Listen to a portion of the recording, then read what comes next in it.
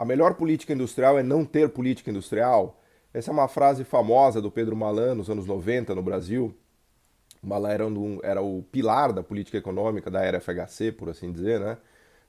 E ele representava, e essa frase representava muito da visão liberal que começou a tomar conta do Brasil nos anos 90, capitaneada, né, pelo Fernando Henrique Cardoso, e, a meu ver, um dos grandes erros que a gente fez na história, né? Foi essa ideia de abandonar completamente a política industrial, ao invés de aprender com os erros que a gente teve, né? Porque na verdade a política industrial brasileira acertou muito até o final dos 70, depois a gente começou a errar, né? E a gente não soube se reinventar, como diz o meu amigo Gabriel Palma.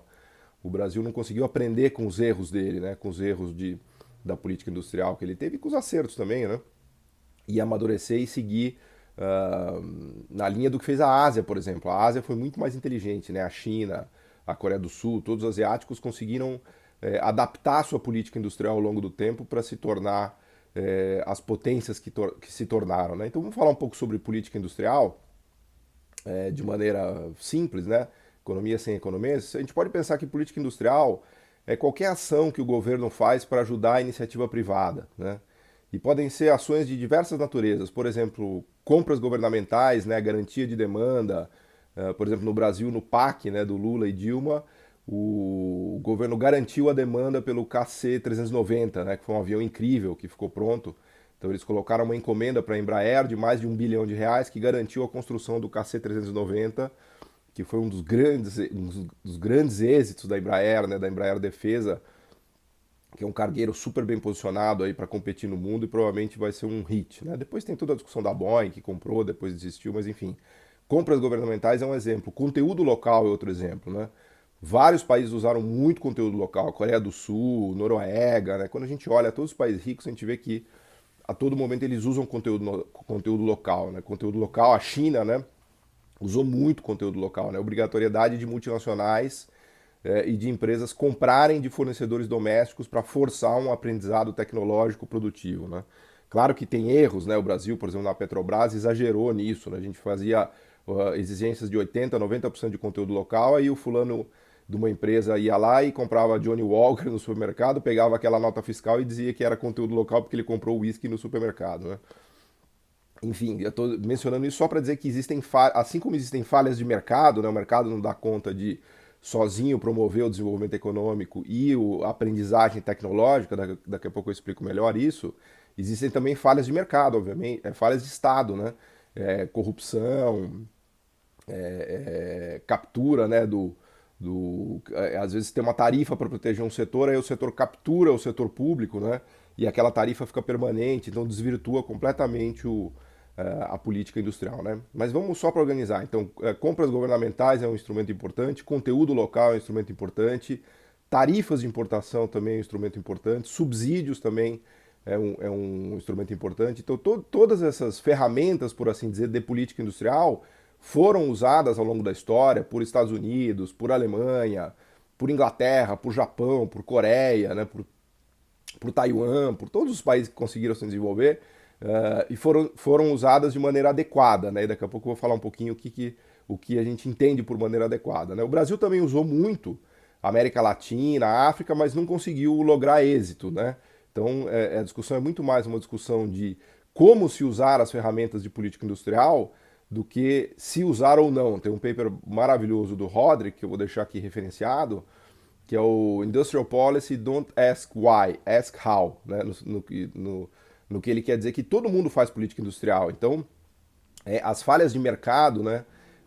Ou seja, a incapacidade do mercado de promover o desenvolvimento econômico, o mercado ele é super bom para alocar recursos escassos, né? Naquela ideia smithiana, né? De atingir a eficiência alocativa, mas o mercado é ruim para fazer transformação dinâmica, ou seja, mudar a estrutura produtiva do país, né? Para isso precisa da ajuda do Estado, precisa da política industrial. Por isso que o Roderick tem esse paper que foi uma grande sacada, né? Don't ask why, ask how, né? Ou seja, não pergunte se a política industrial é necessária ou não. Tá claro que ela é necessária. Agora a questão é como fazer de maneira eficiente, né? Quando a gente olha o comércio internacional, tem dois problemas nessa visão simplista liberal, né, que tomou conta do Brasil, especialmente depois dos anos 90, na era FHC e capitaneada pelo Malan. Né? É evidente que o Brasil precisava abrir a economia, a gente tinha uma tarifa gigantesca de 80% que era exagerada, tinha vários problemas ali, fazia sentido a gente migrar para uma economia mais aberta, mais integrada no mundo, né? Com mais mercado, por assim dizer. Né?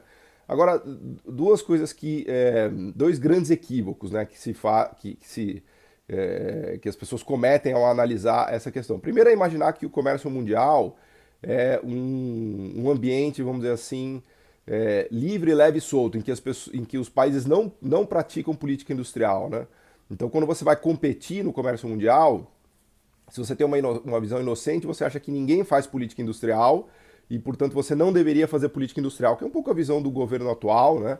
Nessa quadra 2018, 19, 20, foi a visão nos anos 90. O problema é que os países, inclusive os ricos, fazem muita política industrial, muita política industrial.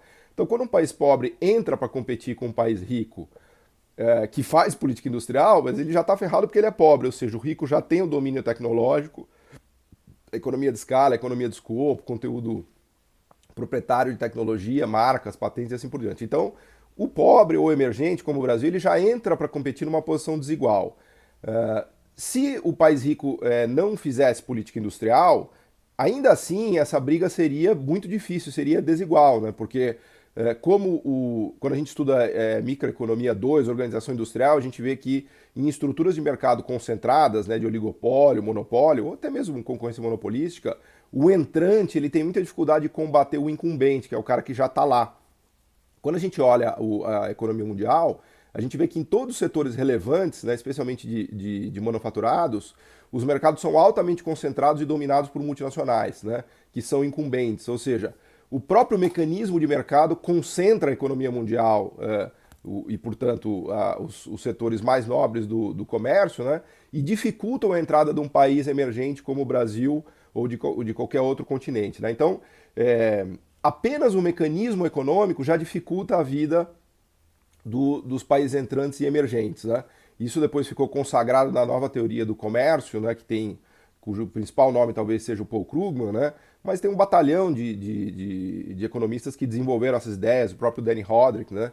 Da assimetria do comércio internacional. Né? Então, quando você põe economias de escala, economias de escopo, patentes, conteúdo tecnológico proprietário, o livre comércio não vai produzir um resultado ótimo. Na verdade, o livre comércio ele pode produzir mais concentração e divergência de renda, e não convergência de renda. Né? Então, isso para destacar o primeiro equívoco de que imaginar que uma integração de livre comércio entre um país muito rico e um país muito pobre vai fazer com que o pobre enriqueça. Não, não é verdade. Provavelmente o rico vai correr mais rápido do que o pobre, porque ele tem economias de escala e ele suga, ele drena o conteúdo tecnológico do pobre, né, e do emergente. Então, os efeitos de geografia econômica, por assim dizer, né, que o Krugman também destacou, tem aquele livro muito legal daqueles parceiros do Krugman, que é o Fujita, Venables e Krugman, né, que é o Spatial Economics, né, economia no espaço, né, que mostra esses mecanismos. Então, o mercado per se, né, funcionando, ele já é assimétrico no sentido de concentrar e não desconcentrar. Né? Então, isso já é um problema do comércio internacional que foi muito bem tratado por essa nova teoria do comércio, pelo Stiglitz, pelo Krugman e por tantos outros. Né?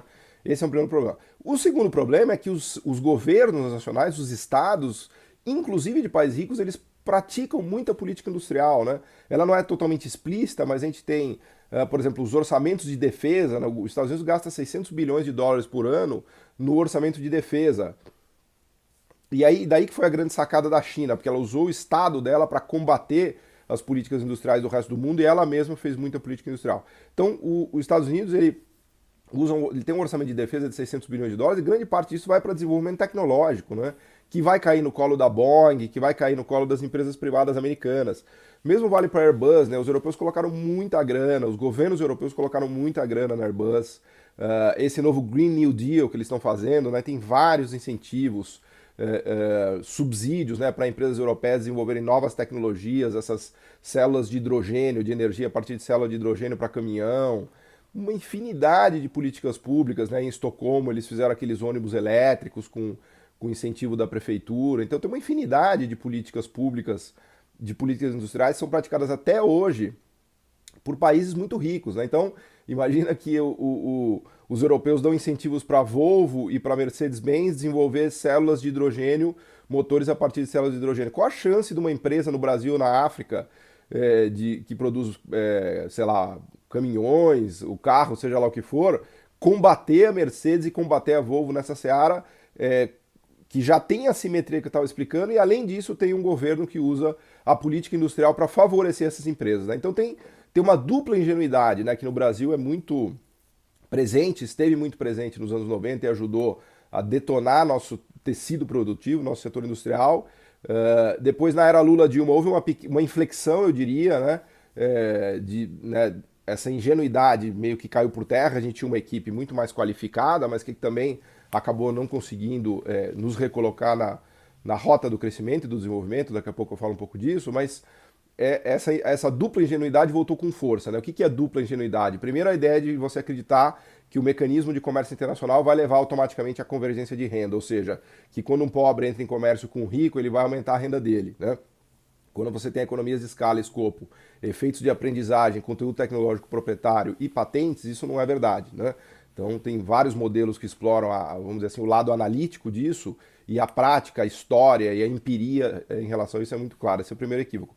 O segundo é de que os países ricos não fazem política industrial, que esse é quase de bobo, né? Porque basta você olhar o que o governo Trump está fazendo, o que os alemães estão fazendo agora, né? A Merkel, os franceses, o próprio Reino Unido. Isso se deve muito à ascensão da própria China, né? Como a gente tem falado, porque o fato da China ter se transformado num gigante explicitou as políticas industriais do Ocidente e meio que obrigou o Ocidente a se tornar ainda mais agressivo em relação a políticas industriais do tipo subsídio, tarifa, conteúdo nacional, compras governamentais, e isso nos Estados Unidos é muito claro, né? O Trump virou um nacionalista, protecionista ferrenho, né? Eu até brinco que de repente o mundo virou, porque agora a China defende o livre comércio e o Trump defende o protecionismo, né? Então é a China liberal e os Estados Unidos protecionista, né? E claro, a China foi o país que, como a gente sabe, a gente está vendo, né? Foi o que mais usou dumping cambial, né? Câmbio ultra competitivo, tarifas de todo tipo, subsídios, né? Daqui a pouco eu falo um pouco mais disso, né? Então a política industrial no Brasil ela é vista quase que com nojo, né, por assim dizer, por esses governos mais liberais, e eles caem nesse duplo equívoco, né, de primeiro não entender direito a dinâmica do comércio internacional, e aí é um erro conceitual básico, né, e é falta de estudo realmente, né, e o segundo que é cair na inocência de achar que os países ricos não fazem política industrial, quando eles fazem muita política industrial, muita. Né, até me faz lembrar agora desse relatório recente uma briga que teve, né, uma disputa na OMC entre Airbus e Boeing, em que eles trocavam acusações mútuas da quantidade de subsídios que havia por exemplo, a Airbus acusando a Boeing da quantidade de subsídios que havia no 787, que é esse novo avião topo de linha da Boeing, que a Airbus chamava de Subsidy Liner, que ele teria recebido mais de 5 bilhões de dólares em subsídios para desenvolvimento e uso de baterias de lítio, e assim por diante. E a Boeing também acusando a Airbus dos Airbus estarem carregados de subsídios e incentivos do governo europeu. Você pegar a Tesla, o próprio Elon Musk, né, ele ganhou muito subsídio, muito incentivo do governo americano para desenvolver essas novas tecnologias de carros elétricos, de baterias e assim por diante. Né? Então no Brasil a gente erra muito, né, porque a gente lá atrás a gente realmente fez uma política industrial agressiva, teve acertos e erros, mais para os 80, acho que a economia brasileira começou a errar mais do que acertar também. Caímos numa instabilidade macroeconômica gigantesca, com hiperinflação, enfim, a gente se atrapalhou completamente, fechou mais a economia nos 80 como uma defesa de fuga de capitais e falta de dólar. Tivemos 5, 6 moedas, deu tudo errado nos anos 80. Só que nos 90 a gente não soube aprender com nossos erros, né? E se reinventar de uma maneira mais inteligente, né? Como fez a Ásia.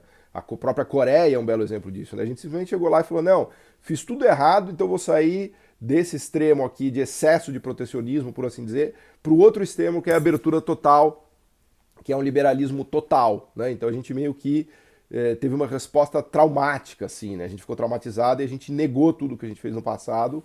E ali nos 90, a meu ver, quando a gente compara com a China, tá o grande erro do Brasil, né? Ali a gente pegou a curva errada da história e aí começou a deixar o câmbio sobrevalorizar, colocou estabilização de preços acima de tudo e detonou o nosso parque industrial, nosso tecido industrial, e dali por diante o Brasil só afundou, né? Teve um pequeno uma pequena bolha na era Lula e Dilma que depois estourou, enfim, a gente só está perdendo o caminho, né?